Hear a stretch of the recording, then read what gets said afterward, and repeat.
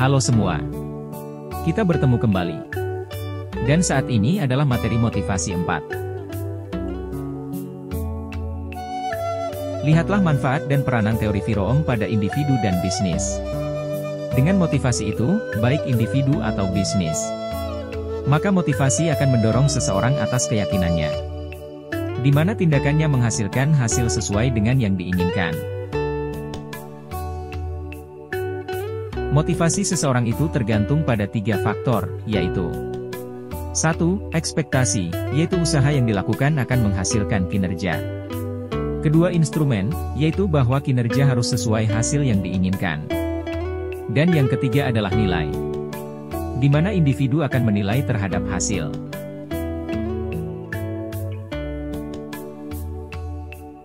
Sedangkan peranan teori ekspektasi Viroom, yaitu individu membuat keputusan berdasarkan harapan dan hasil. Manajemen sumber daya manusia dapat merancang insentif dan penghargaan lebih efektif, dan manajer bisa memotivasi karyawan untuk meningkatkan kinerja. Jika penerapan teori ekspektasi Viroom bisa diterapkan di lapangan, maka manfaatnya adalah manajer bisa merancang lingkungan kerja untuk meningkatkan kinerja dan meningkatkan kepuasan kerja, sehingga manajer dapat memotivasi karyawan.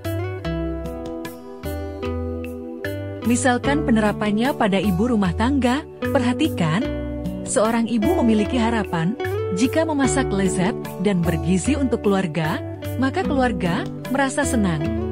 Instrumentalisnya adalah keluarga bahagia, keluarga puas, dan nilai dari seorang ibu tadi adalah menghargai kebahagiaan keluarga.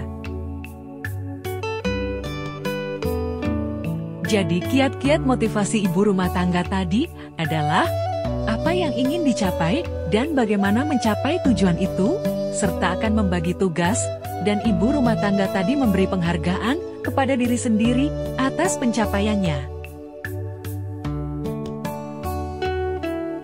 Sekarang contoh penerapan pada karyawan.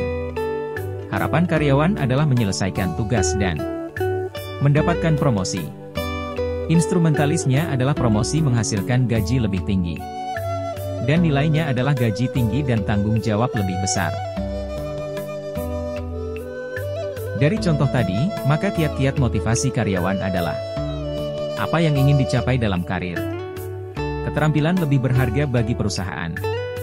Kuncinya adalah komunikasikan tujuan kepada atasan atau pimpinan, dan berikan kinerja terbaik agar peluang mendapatkan promosi tercapai. Sekarang perhatikan contoh penerapan pada usaha kafe.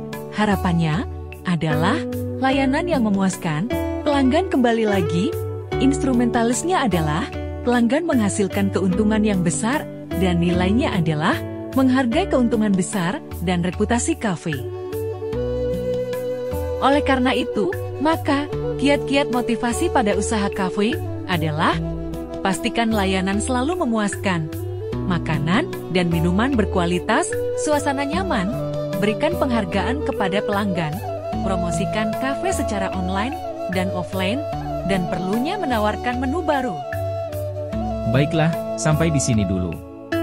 Sampai bertemu kembali. Salam sukses untuk semua.